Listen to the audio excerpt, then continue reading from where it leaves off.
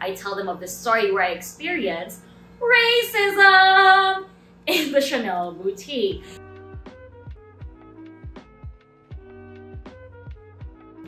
Hey preview, Jaz Reyes here. I am a radio jock and content creator, and I am here to share with you all my top 5 favorite designer items.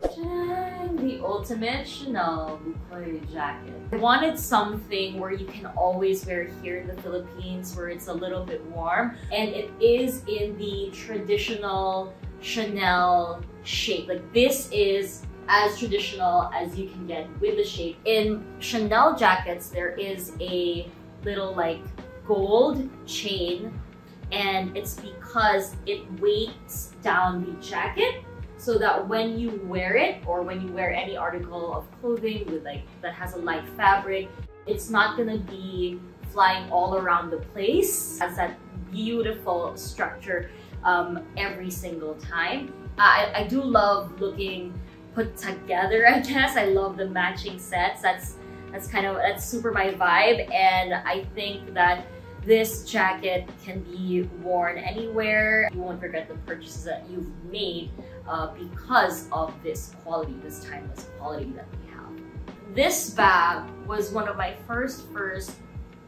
ever kind of like big girl purchase when I was growing up. The first ever, paycheck I ever got, I gave it to my parents. After that, I was like kind of slowly working up, but I was so glad I was able to work hard and get this item. I just was so happy and so proud of myself that I was able to do that. And what's making me even happier now is the fact that the minimum amount that I could actually sell this bag and the maximum amount I could probably sell this bag is a lot of money. I know that most people would say, oh, that's a great investment with a bag, but I don't consider this as an investment because I personally don't sell. But if you are, yes, I would say that it is an investment, I guess. These are things that hold memories, and these are memories I want to pass down as well. It's not just a bag, it's a Chanel and flap. The Hermes Monsters bag. Literally, this is one of the bags where it's like nasa Pinterest ako, tapos nandun siya as a cover photo. I do love a white bag. I think I will be forever like a white bag girl lover, and I can't believe that when I have it. It is so versatile. It fits a ton, by the way. It just matches, I guess, with my Chanel jacket. So I just want to look like a classy lady. I want to look like a classy mom. Ano ba? And I love that you can also wear it in 2 ways. The leather is quite light as well. This beauty, this is the Chanel Gabrielle. The Chanel Gabrielle actually was not love at first sight. The first time I saw it, that Carl released it, I was like, what is that? This looks like a napkin underneath. But then you know what, the more I saw people wear it, the more I saw people style it, I just fell in love with it so much. What's even a funnier story, every time I whip this out, I tell them of this story where I experienced racism in the Chanel boutique. So what happened was, I saw the store, there was a line. I was like just gonna go in the store, like push the door and get in. And as I was about to enter the store, the guard that was guarding the door, when he saw me push the door ajar, he was like, can't you see that there's a line out there? Like, he didn't even say, excuse me. He was just like, can't you see that there's a line? He pointed me out to this line where it was just 2 ladies going like this, like that on their phones, probably playing like Pokemon Go or whatever. And I was like, they don't look like they're in line. They look like they're waiting for their sundo. It's like, you know what, I'm gonna let it go. Maybe he had a bad day and I'm just not in the mood to fight with anyone, right? This white woman enters just the way I did, and the guard said, excuse me, mademoiselle, I'm so sorry, but there's a line outside. Could you please wait?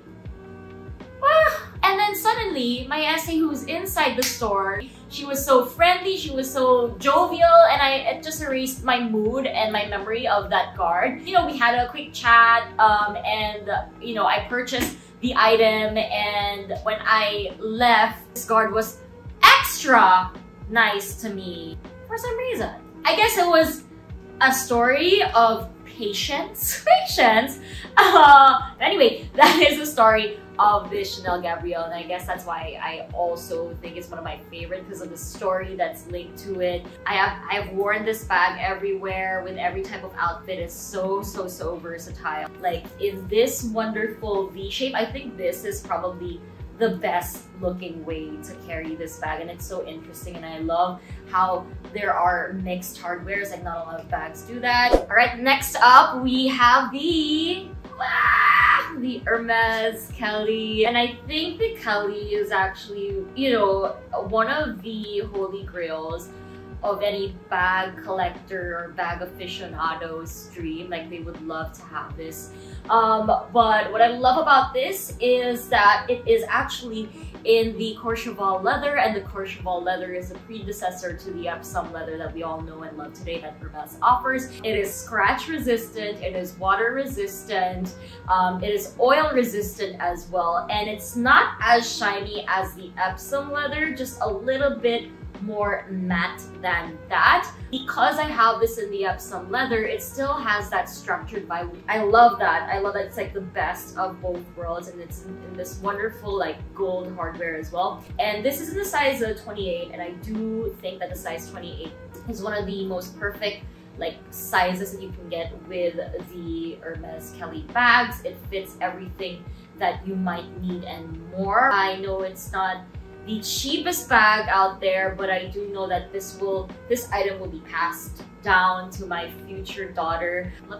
I actually do want to share one of like my bonus designer items, and it is designer na hindi kasi it's basically kind of just encapsulates me in the art form that I do, and I actually made these cute like saddle bags out of like pop culture items that we see, and it's kind of recycled at the same time. So this was a Krispy Kreme saddle bag Jollibee one. I also made a McDonald's one recently when they came out with the BTS meal. My hope is to be able to actually create some wonderful designs with the luxury brands that I know and love. In the future, I will be working with those top brands, Dior, Chanel, Hermes, you name it. So now that I've showed you some of my favorite designer items, you might ask like, what's the rule of purchasing these luxury items? For my rule for myself is I usually have like 3 or 5 times the amount of that money to spare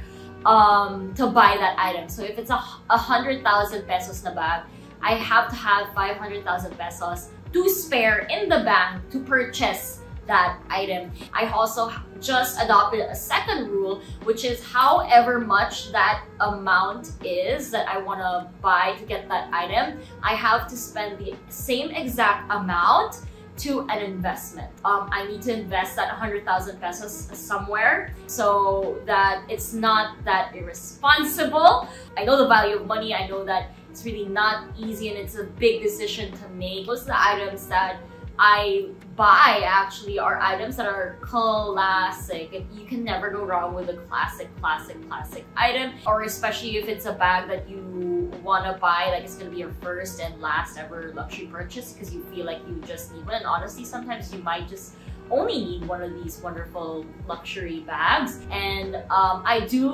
like shopping on sales, but I really think long and hard about the item because again, of my rule number 1 when it comes to shopping. So there you have it, everybody. I hope you really enjoyed this list and this kwentuhan session about my top 5 favorite designer items.